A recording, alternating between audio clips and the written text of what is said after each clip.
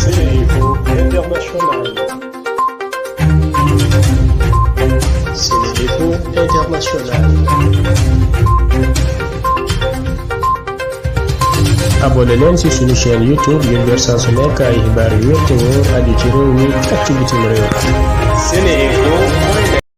Internautes de SeneInfo.net et SeneInfo International, bonjour, bienvenue au résumé de l'actualité de ce jeudi 14 avril 2022. D'abord, l'actualité nationale.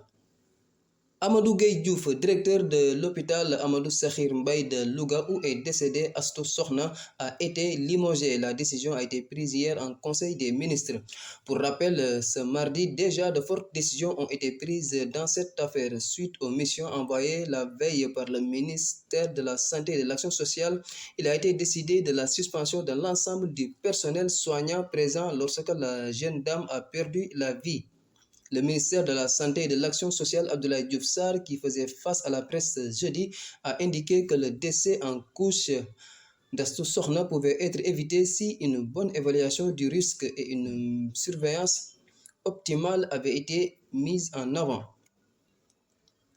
La confrontation entre Ndeye Khady Ndiaye, son époux, et Adji Sarr dans le cadre du dossier qui oppose la jeune masseuse à Ousmane Sonko a démarré ce jeudi au tribunal de Dakar. Cette confrontation permettra aux juges d'interroger les unes en présence des autres ces personnes qui ont une version différente des faits. Ceci constitue une étape importante vers le procès tant attendu de ce dossier qui tient en haleine le peuple sénégalais depuis plus d'1 an.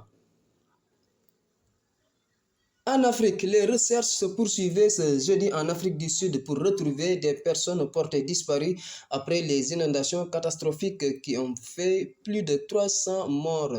De nombreux habitants se trouvaient livrés à eux-mêmes en attendant l'arrivée des secours confrontés à des difficultés d'accès. Les pluies qui ont atteint des niveaux jamais connus depuis plus de 60 ans en Afrique du Sud ont également causé beaucoup de dégâts.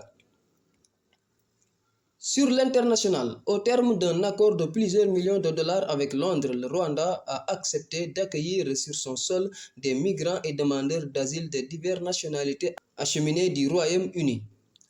À partir d'aujourd'hui, toute personne entrant illégalement en Royaume-Uni ainsi que ceux qui sont arrivés illégalement depuis le 1er janvier pourront désormais être relocalisés au Rwanda, a annoncé le Premier ministre britannique Boris Johnson ce jeudi. Notre compassion est peut-être infinie, mais notre capacité à aider des gens ne l'est pas, ajoute-t-il depuis la ville portuaire de Douvres. C'était tout pour aujourd'hui. Merci de votre attention.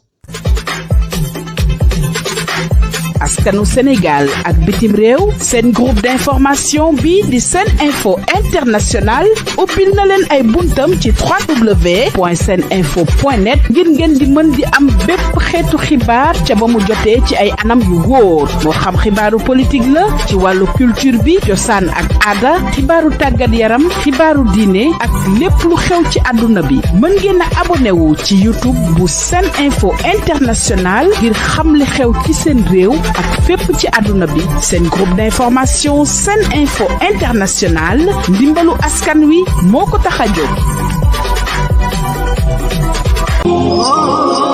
ana lan ngeen doon wuti ca Makka muy jàllaaba muy cuuraay muy bépp accessoire buy jógee Makka ana lu ngeen di wuti Makka lépp loo xam ne da ngeen koy jëli ji ba Dubaay lépp loo xam ne da ngeen koy jëli ji maanaam foofu nga xam ni moom moo di ca Makkatul Mukarram am na fii nga xam ni moom moo di ci Saloum Jidda nekk fii ca 48 rue Fleuris angle Paul Hall muy li nga xam ni moom moo di ijab yi nga xam ni kat moom la jigéen ñi di muuro muy li nga xam ni moom moo di cuuraay muy zamzam muy lépp loo xam ne da di abbaaya wala sijaada lépp li nga xam ni moom ngeen ca bëgg ñëw leen fii nga xam ni moom moo di 48 rue Fleuris angle Paul Hall da ngeen bëgg li nga xam ni kat moom moo di oud wala ambre VIP muy parfum yu am maanaa yooyu di bàyyeekoo Makkatul Mukarram wala foofu nga xam ni moom moo di kat ca Dubaay jalaaba yaa ngoog kurus yaa ngi fi mbaxane yaa nga fa parfum oud yaa nga fa sijaada yu baax yaa nga fa kaamin yaa nga fa lépp looy soxla te muy jugee Makka te muy jugee Dubaay ñëwal fii nga xam ni moom moo di Saloum Jidda 48 rue Fleuris angle Paul Hall marché Sandaga Sandaga Dakar